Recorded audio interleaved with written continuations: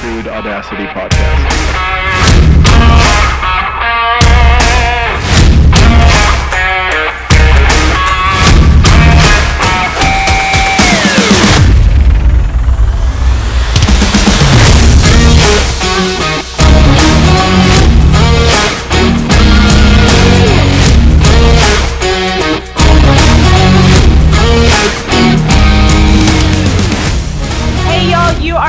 To the CRUDE Audacity Podcast, the podcast that talks shop shit and all things strategy with oil patch influencers.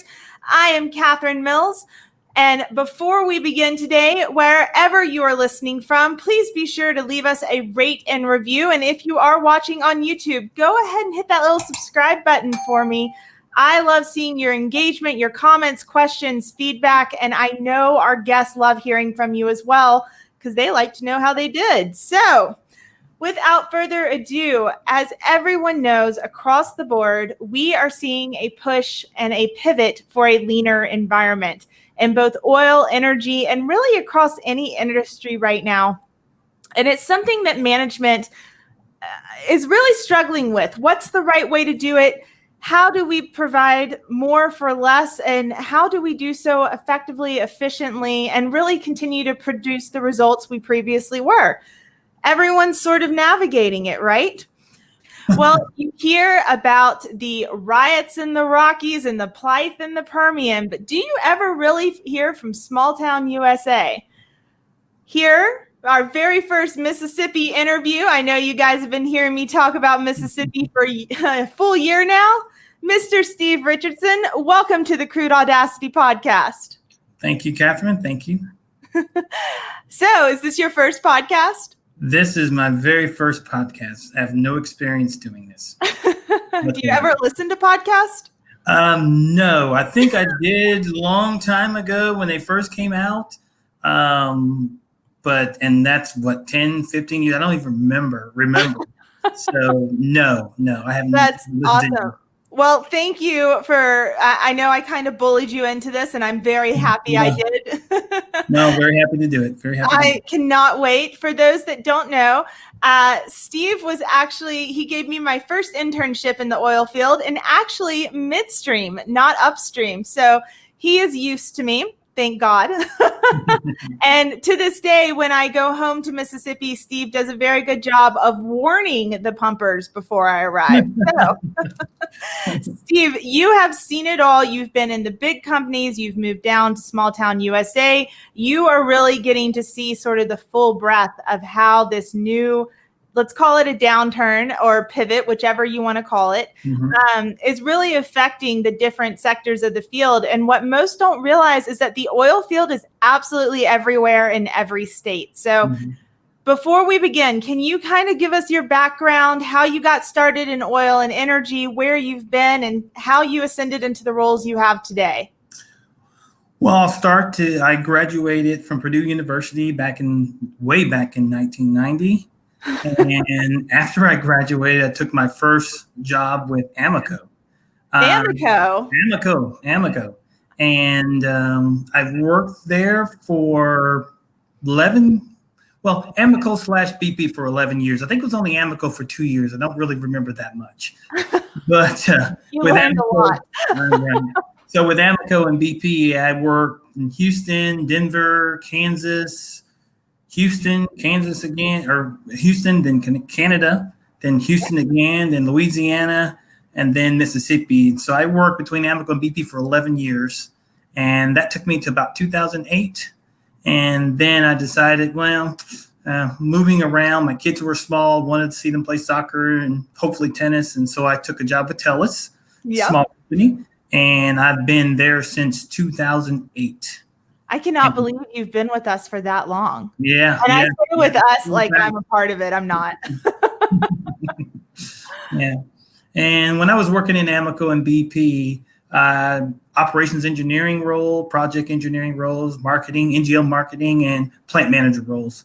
And when I left there in 2008, I was a plant manager at the Pascagoula gas plant, then decided to take a role with TELUS.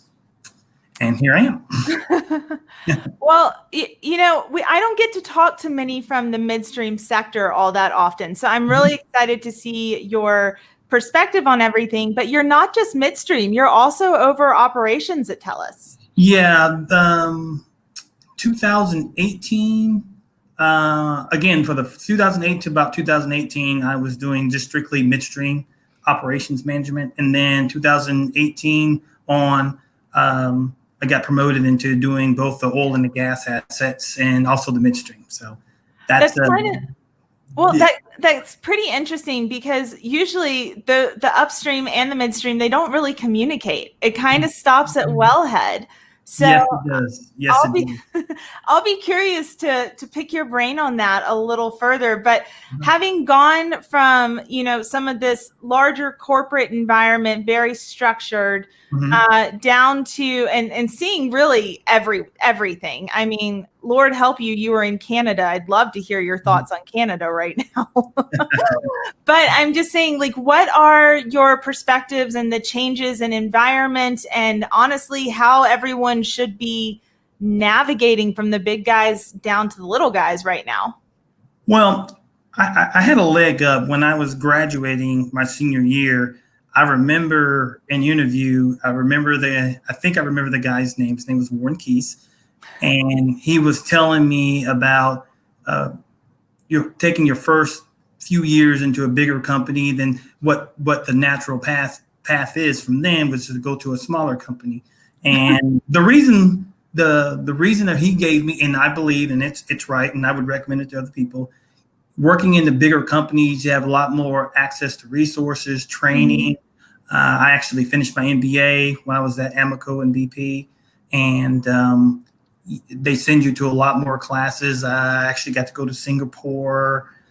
That's cool. Singapore, China, Hong Kong, London. A lot of trips and a lot of training classes that I was able to take with the big majors that I don't think I would have had that opportunity with the smaller company.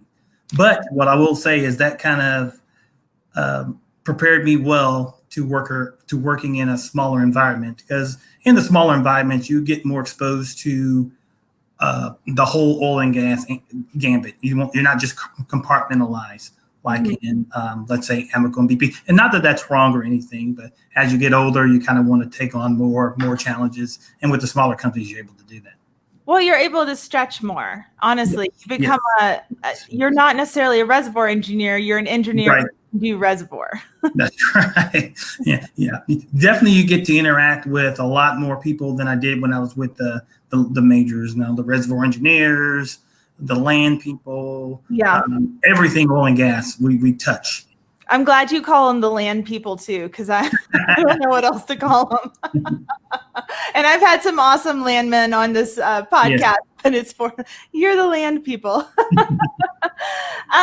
So kind of set the scene for us. Like I said in sort of the intro, we hear about what's happening in the Rockies because of Colorado and it being demoted to the least favorable place to do business because of oil and gas. We hear about New Mexico because they're trying to navigate their way into new rules and regulations. And we hear about West Texas because that's really the heart of the oil field. But what's happening outside of those areas? What is Louisiana and Mississippi like right now? Well, I can't speak a whole lot to Louisiana, although I would say it's probably more similar to Mississippi than I would say West Texas. But we have a lot of wells. We have a lot of small producers. We're obviously impacted by the prices just like everyone else. Yeah. We had the ability to come back a little quicker than those folks, just because of the nature of the types of oil and gas wells that we have, particularly wells. Yeah. What is that? Well, we have primary production. We also have some tertiary productions, and which is with CO2, and we're able to slow the CO2 down, increase the CO2, and get the oil production to respond to that a little quicker than just shutting in the well and then starting it back. Because sometimes they don't start back. Sometimes they don't start back. Even with CO2 wells, sometimes it's when you reduce the CO2 a lot, it's a little tougher trying to get it back, but it does eventually come back. Are y'all having any sort of regulatory unrest like we're seeing in the other locations right now? I mean, people are trying, I've got to say, like, even it being an election year, we're seeing more heat on oil and energy and the demand, or they're calling it the demand for clean energy, but they're not really looking at how clean oil and gas is. So it's kind of a hotbed of a topic right now. Well, from where I sit, we're certainly not immune to that, but in Mississippi, I have not seen any kind of unrest or toward oil and gas, or it's just been more about responding to the prices. So no political pressure, no. Fortunately, we just don't see any of that. That's kind of awesome. I think that might be what did the governor of South Dakota do? She invited everyone to come do business in her state as opposed to all the other ones. Maybe we can start that in Mississippi. Didn't know that. We are oil and gas friendly. Yeah, most people don't think about oil and gas and Mississippi in the same breath. So isn't that kind of cool though? That's how rural we are. That's actually a little scary now that I say that out loud. So talk to me more about the midstream side of what you do, because when everyone thinks midstream, they just think these huge pipelines that are being protested, going across Indian reservations, all of it. And there's a lot more to managing a midstream company and a midstream group. So can you dive into that a bit? Well, yeah, I'll do that. I'll start with our oil and gas facilities. Well, everyone knows about the oil and gas wells, but the facility engineers, midstream, there's a process to get the oil gas out of the ground, to separate it, to get it to the right tanks, so it can be sold, it can be trucked. Obviously, you know about the pipelines. A lot of the oil and gas is pipelined. Yep. And in our oil and gas fields, we also have these things called CO2 recycle plants. So when the oil and gas and water and CO2 comes back out of the ground, it has to be separated. The CO2 is recycled back into the ground. So there's compressors and a lot of equipment that's needed to do that. That doesn't shut down. It sits there and circulates 24 hours a day, lots of volumes. So those facilities, designing those facilities, dealing with all the regulatory requirements, keeping them operating, that's something that we do.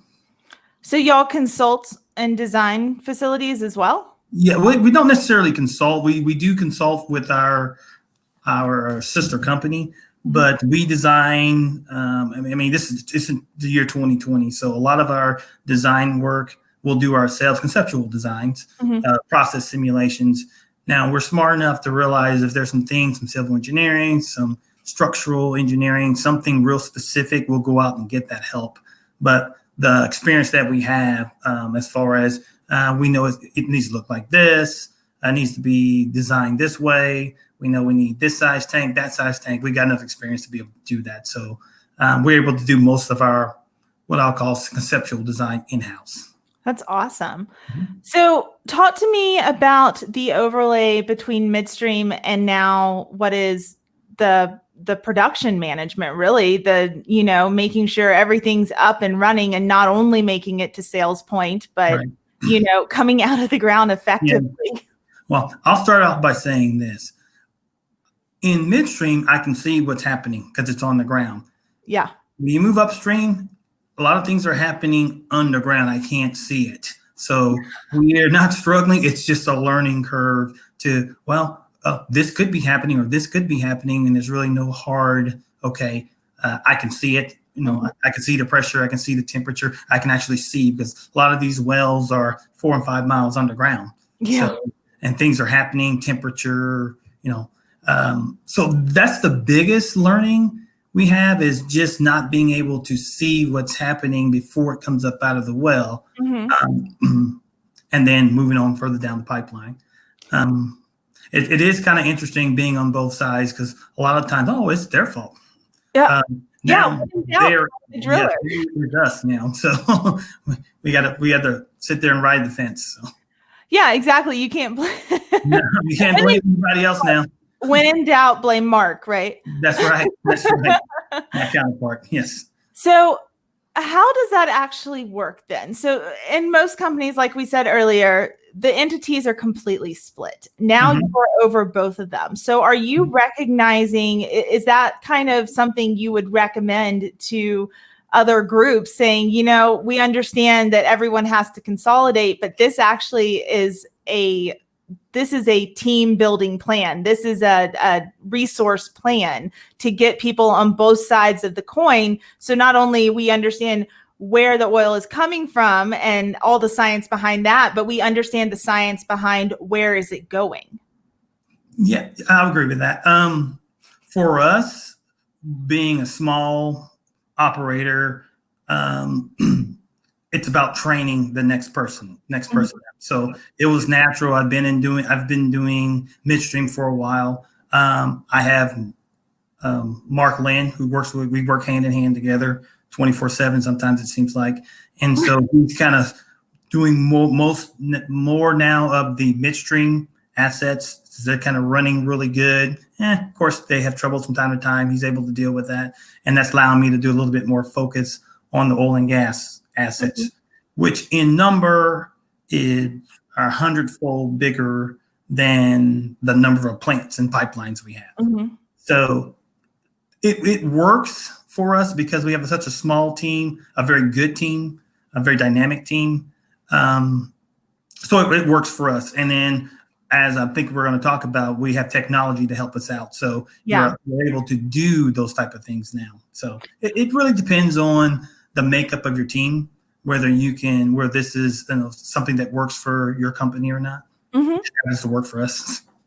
Well, that's kind of interesting and really leading to the point, and the reason I wanted to sit down and interview you is many managers are being put in the position now where they have to consolidate. They have to deliver more with less, and honestly, for less. And, there's a new definition out there for what a lean environment looks like, because as much as I hate it, the phrase, the new normal, we are in a new pivot. We're in a new change, and we have got to figure out a way to define the new face of an oil company, really. So can you kind of take me through, and speaking to management, like what you have to do, how you're actually evaluating working lean?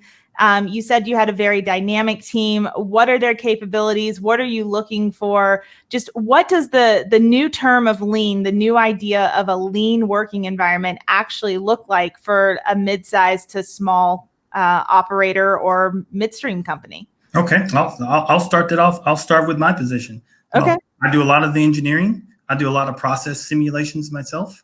My main role is to interact with what we call our corporate office. And so I'm always out in the field along with Mark, and we're always translating. We're always relaying the problems that operations in the field are seeing to corporate, and then what corporate wants and what the expectations are from corporate back to the field. So that's my main role. So very seldom do I sit in the office. Do a lot of windshield time traveling. So I'll start there. That's what the new lean operating staff is. So it's everybody's hands on deck. It's everybody's hands on deck. Seniority structure anymore. Yeah. I do simulations. My boss, and he's very good at this. He helps me design plants and lay things out. He'll go back and forth to an engineering staff that's in Houston if we're designing a plant. So we don't have a dedicated engineer doing that. I'm doing it, or my boss, again, who's CEO level, is doing that. Okay. While we're doing that, then we have Mark, who's my counterpart out there, who's actually going back and forth dealing with problems at the same time. So we'll start if you move, I was going to say down, but more to the side, then you have our operating staff. Again, very lean, not probably have, I'm going to guess 500, 600 wells. Our staff is probably 30, 40 people. Hard. That's really hard. Yeah. There's no way those guys can handle that number of wells without some technology. Mm-hmm. And we use, and our technology is really blue tech. And that allows those guys to monitor a lot of different wells. They obviously go to the wells every day, Mm-hmm. but some wells may have a problem that day.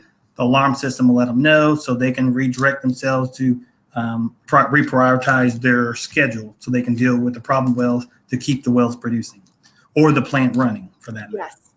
So you really haven't, I mean, you're talking about the pumpers really. And that's kind of interesting because when you introduce more technology, and I mean, as you know, Blue Tick is another family company. It's a SCADA company. There's no secret on LinkedIn that I'm wrapped up in that one as well. But one of the pushbacks I get up here with my guys is we don't want more automation. We don't want more technology put in the field because it potentially compromises their job.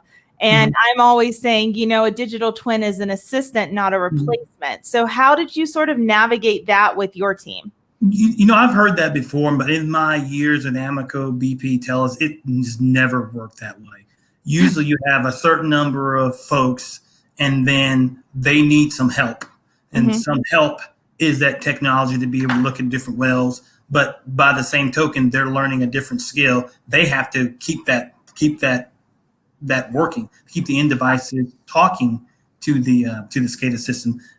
If you don't have good data, then you know the SCADA system is meaningless. So those guys are learning that skill. And then what usually happens is as people they'll retire. We just may not replace that person because we have the technology. These guys have the skill. They're learning this. And so they can handle more wells without having to replace that guy.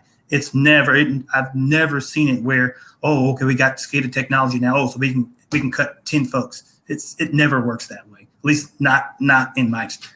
From the big guys even down to the little guys. Even the big guys, even down, especially down to the little guys. This is never works that way. Because I always say it's because of the art of interpretation. You're never you might be able to, you know, put more data on a spreadsheet, but it's a computer can't interpret really what the appropriate calls of action or call for action rather than someone who's been working for 40 years. So it's interesting to hear that that's how you're navigating this new pivot is really through better data. That's right. And you hit the nail on the head. Those guys have to be able to interpret that data.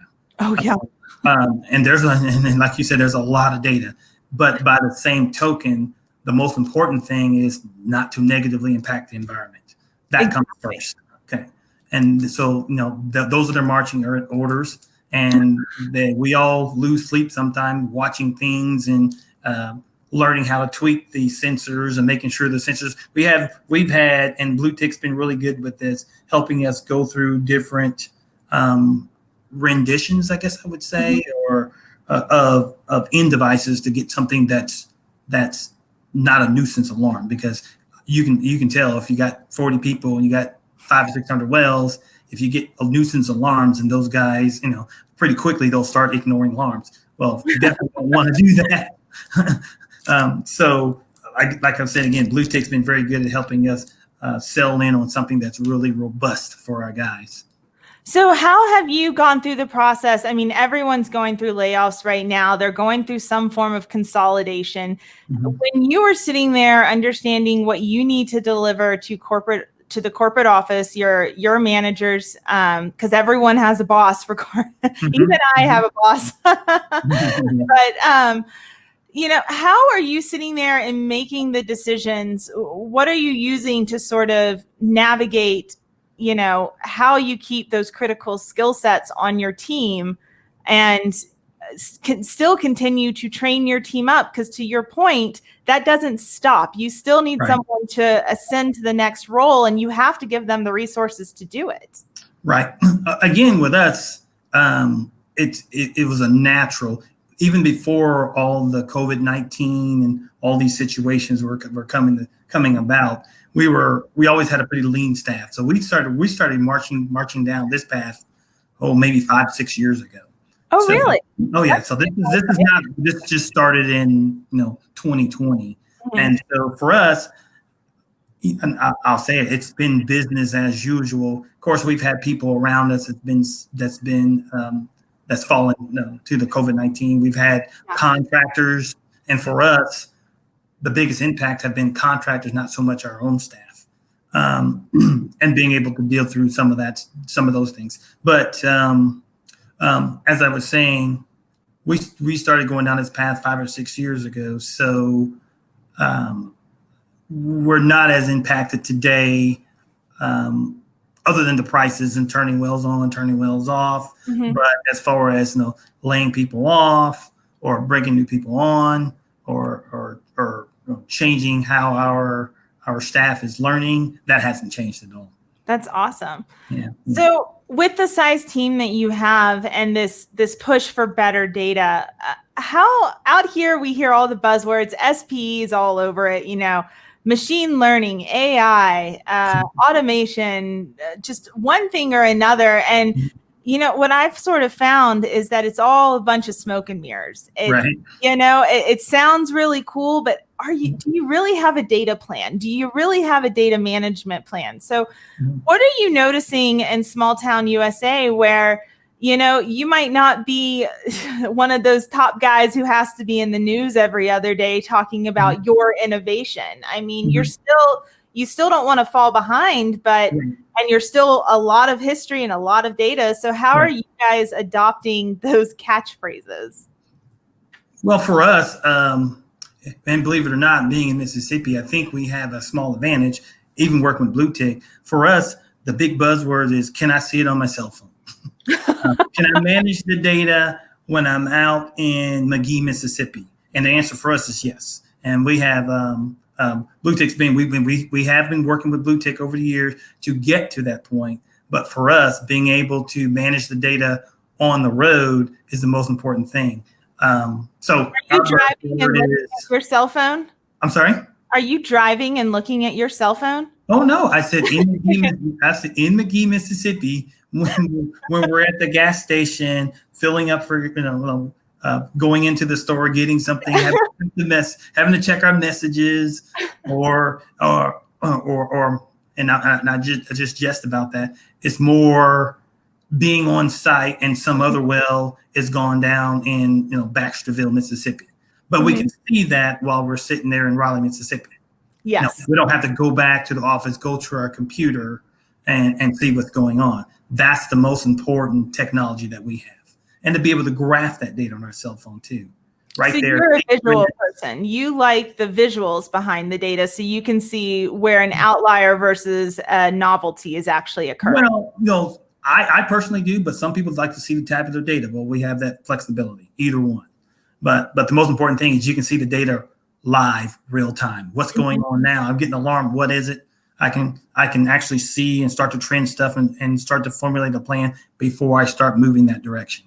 And that's very important to us. Now, I like to think that, not everybody has that technology, that capability. So I think that's one of the advantages that we have. That's kind of interesting, though, that you said you have an advantage being in small Mississippi, and I always say small because I'm so used to the Delta, so that's, I like Flora, Mississippi. There's probably 20 people that live there, honestly. But, we're watching this across our energy markets right now. We are looking at what I call the age of consolidation. We're seeing really just a turnover in crew yet again. So from your vantage point and having that competitive advantage of being sort of under the radar, what are you noticing about the oil field right now, from the big guys to the guys out in West Texas to even up in, the East Coast, Appalachia? What are you sort of seeing across the board? And from your experience, how are you sort of digesting it all? Well, the thing, when I hear about it in the news, and honestly, I don't watch a lot of the news, it all keeps coming back to me as how much does it cost to produce the oil? Okay. And the more, the leaner and more efficient way of using technology that you can do puts you in a better place to be able to withstand these price drops. Now, some of back in March, it got kind of negative or things like that. That's kind of tough for anybody to withstand. Yeah. But when it all kind of settles down, I don't believe, and it's just me talking, I don't believe we're going to see a steady, $60, $70, $80 barrel of oil anytime soon. Did you see they're predicting 35 by end of year, and most people were saying 70 2 months ago? Isn't that kind of interesting?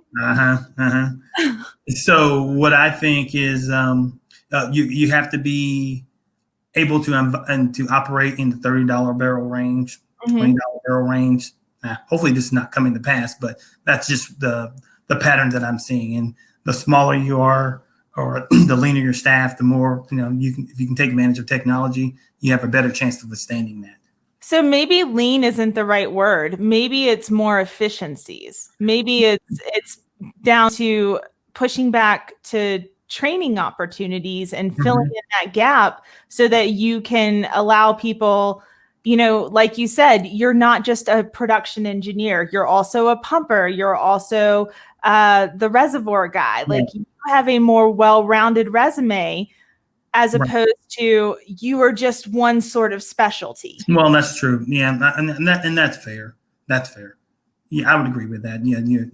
The more tasks you can do, the more things that you can do, the better chance you have of surviving it. I would say so. So what is your prediction, taking markets out of it, taking price out of it, and just knowing that we are pivoting right now? What is your prediction? What's the new face of oil and gas going to look like from upstream to midstream? How are we coming out of this? And honestly, how do we make a point to be more digestible to external sources? Yeah, that's a tough question. If I had the answer to that, I probably wouldn't be sitting right here. You'd be on the podcast if you had that answer. I'm going to say it goes back to what we've just been talking about. I think oil and gas, the oil and gas industry, I think as we move forward, I don't know there's going to be market lines between upstream, downstream. I just see one entity, multiple, a few managers, more than a few operators would back 20 years ago, a lease operator was just a lease operator. And then you had an I&E tech. Well, now that's all one person usually. Yeah. So again, it goes back to the not so definitive lines in management, not so definitive lines in operations and technology. More skill sets and a tech to make it more efficient and actually do it. That's probably a very accurate prediction. How do you see management teams changing? I'm kind of curious about that because we tend to, or at least out here, when a company goes under one way or the other or starts falling behind, they don't really switch the management teams. You got the golden parachute, you hold on. There's really, if you've got the friendship and the handshake to the money, you stay in place. So I don't necessarily see that lasting. I see a shakeup coming with what the oil field management structure looks like. And I'm kind of curious from your perspective, how do you see that going? Well, I've always had the opinion that you just shared is, some of these companies will, they fall into bankruptcy then, but you don't know it unless someone told you. You don't really know that's happened. They're still paying their bills. They still go about their business as though nothing ever happened. So that's a hard one for me to answer because from my perspective and what I've seen out here so far, at least with the operating companies, I don't see a change. Now, where I do see the change is with the contractors. Okay, how so? A lot of them are going away, which makes our relationship with the few contractors we have all that more important. Okay. And we've always managed those pretty good and had good relationships with our contractors, and that's kind of helped us out here. Where are people going when, or at least down there, where are they headed if they decide that the volatility of oil and gas is just a little too much for them? Where is that transferable skill set leading them? That's a good question. I'm going to say I really do not know. Is that kind of scary for our industry? You don't really know where you fit outside of industry? Yeah. Yeah, if you sat there and took a really hard look at it, I guess it would be kind of scary. I try not to dwell on the things that I can't control. No, of course, no, we're not immune to it. Everyone's always talking about it. Oh, yeah. But again, a lot of the folks that I'm interacting with are out in the field, and they're close to the oil wells and the facilities, so they don't stress about it near as much as, let's say folks that are in the office. I did hear that. The safest place in the oil field is right next to the wellhead. Yeah, those guys, I'll be honest with you, they spend more time not focusing on the things that they can't control and making sure that they're producing the wells and, make sure we're not negatively impacting the environment. So yeah, exactly. So your idea, the evolution of the oil field, is really just a more not necessarily a jack of all trades. I feel like that's the wrong phrase, because that tends to have a negative connotation. You don't know how to do everything, but you know how to sound like you do everything. So your interpretation of the future of oil field and oil field services is really adding more tools to your tool belt to make you a more dynamic hire, honestly. Well, that is correct, but also you have to know what you do not know. You got to know when to go. You got to be willing to ask. You got to be willing to ask what you absolutely do. There's things like designing a foundation. Well, we can't do that, nor do we want to do that. Well, we can go hire folks to do that kind of detailed design. The biggest thing is being able to know when to go out for help, but still having the skill set to not have to go out for help for every little thing. So yeah, exactly. Yeah. Every little thing that gets expensive fast. So what advice do you have to management? Are those now being put in a position, because when we have these crew changes, we tend to have to promote people into roles and responsibilities they aren't necessarily ready for. I mean, having a decade worth of experience in the oil field doesn't really mean a lot if you've never translated between unconventionals, conventionals, upstream, midstream. You have to go back and be willing to be the junior on the team again. So for these guys that are being pushed into more managerial roles, what is your advice to them, especially right now in this leaner environment and the ones that you're describing? Well, if they don't have the experience, I'm going to go back to what we just said. You have to know where to go to get the help that you need. That's the most important thing. And there's folks out there. There are podcasts out there. Yeah, there's podcasts out there. But that's a tough one. But yeah, if you absolutely have to know where to go get the information. But you know what I'm talking about, right? I mean, we see it happen I feel like every 7 to 8 years, there's the death of some very popular asset, and all of a sudden everyone has to shift again because you can't chase it no more. That's right. It's not only a matter of being willing to ask the questions that you don't know, or that being willing to show that you don't know it. It's also senior teams being willing to accept that there's a new workforce emerging right now, and there are new rules associated with it. Yeah, they'll have to slow down. And then if you don't have the experience, you have to allow them to be able to get the experience. Now, I'm not saying you have to allow them to make mistakes to get the experience, but you're going to have to slow down a bit to learn these things. And then even when you do that, that does not mean that, okay, in a year's time, we're just going to go 100 miles an hour. I'm not saying that at all. But I don't think that's possible anymore. Yeah, I don't think so either. Yeah.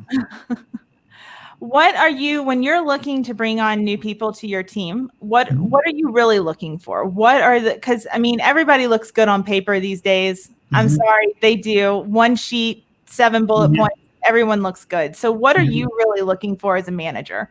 Well, I'm looking for how well they fit in with the team. Okay. Are they comfortable with the team? I mean, are they, you can clearly see when folks are when potential recruits are nervous. And being nervous is all part of it.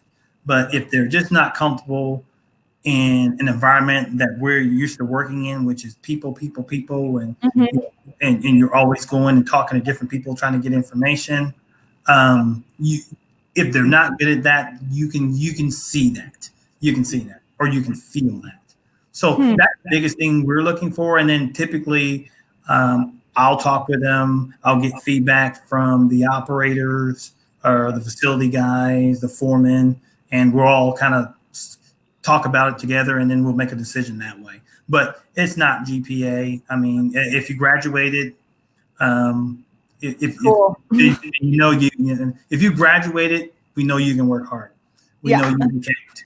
But what we're looking for is, can you work with us as a team? Because like we said, it's the team that makes things go. I mean, you can have the best engineer in the world, but if he, for lack of a better word, pisses off the operators, well, they can make you look bad in a hurry. So I see. Yeah, they can haze you. yeah. So they can make you a really good idea, and all of a sudden it's not a good idea anymore. So yeah, exactly. That's really unfortunate when you go that far. I've seen it. Oh, I know. There's some pretty good stories. Well, Steve, if you weren't in the oil field, where would you be? If I wasn't in the oil field, I would probably be working with Dow Chemical in the petrochemical industry, or just the chemical industry. Why is that? When I was interning, when I was at Purdue, I worked with Dow in Midland, Michigan, and I really liked chemistry. I like bulk chemicals. I just really liked that. That's what I was going to do. That's why I went to school. And then I was like, I'll take this interview with Amoco. And then they introduced me to gas plants and opened up a whole world that I knew nothing about. And then I was hooked. So then when I was at Purdue, did my engineering classes, didn't know anything about a gas plant or a CO2 recycle plant. Or you don't learn about any of that stuff. I mean, heck, even a petroleum engineer, they could actually probably do pretty well in the midstream side, and a lot of them don't actually examine it. So exactly. My counterpart is Mark Lynn. He's an electrical engineer, and we absolutely would not be as efficient as we are without him. But I remember thinking, when I graduated, and I was 6 months in, and I remember there was an electrical engineer, and I kept thinking, why does an electrical engineer want to work in a gas plant? Fast forward 30 years, I know exactly why. Well, heck, maybe you should start teaching some classes and teach people, like, honestly, what midstream is all about. Because like you said, getting that small company opportunity, that makes all the difference. Yeah, it does. In small company, you can see a whole lot more. You get exposed to a whole lot more, a lot quicker than you would with a big major. Hopefully the big majors don't buy everybody all up then. Well, Steve, you've had quite an experience across oil and energy. You're in quite an interesting role now, and I actually think your role is very much a glimpse into the future of how the lines no longer exist. There's oil field operations, and then honestly there's probably downstream, because it's a whole different piece. But that being the case, if someone was looking to fight their way to stay in this industry, or God forbid, brave enough to join it at this point in time, what would you really want to hit home with them on? Tell them to buy Tums and hold on, or what?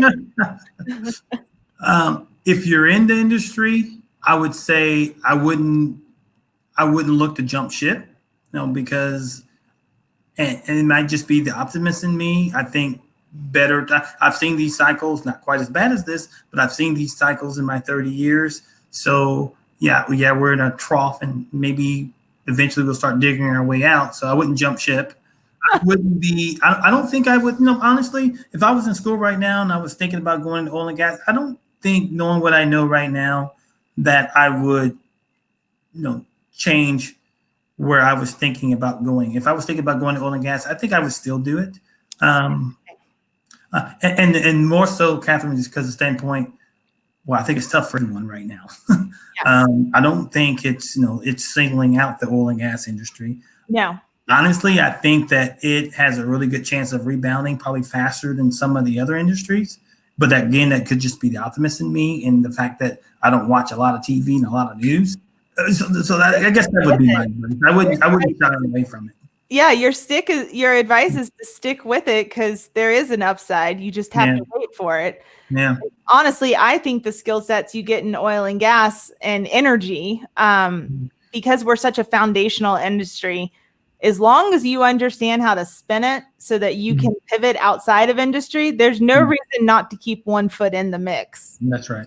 I have really enjoyed listening to your take on the new lean. You, again, I keep going back to what a unique role you have, and I'm very envious of it. I'm really excited that I can bother you whenever I want because no problem. It's such a unique one that I think you always, when I first started with you, the first thing you said was, you can work in the oil field, but if you don't know where your product's going, what's the point? And I think this sort of encompasses that chat you had with me. But before I let you go, what is a book, podcast, or other resource that you have found brought you value that you would tell someone else about? Well, I don't think it's real specific to oil and gas industry, but that's a good thing. But someone shared this with me a long time ago. And I think it was on podcasts back when I first watched it 10 or so years ago, and more than that, maybe 20 years ago. But I think it's on YouTube now. But it's called Money as Debt. Money as Debt. Money as Debt. Okay. And for me, I like the business, the business part of the oil and gas. I went back and got my MBA when I was with the BP and Amoco. And so this is a good description of how money came to be and how people think of money and where money started. And I just recommend it to anyone. What do you mean how money came to be and where money started? The history of money? The very history of money, from the very, from gold coins all the way to, it's legal tender now. And it was just really very cool.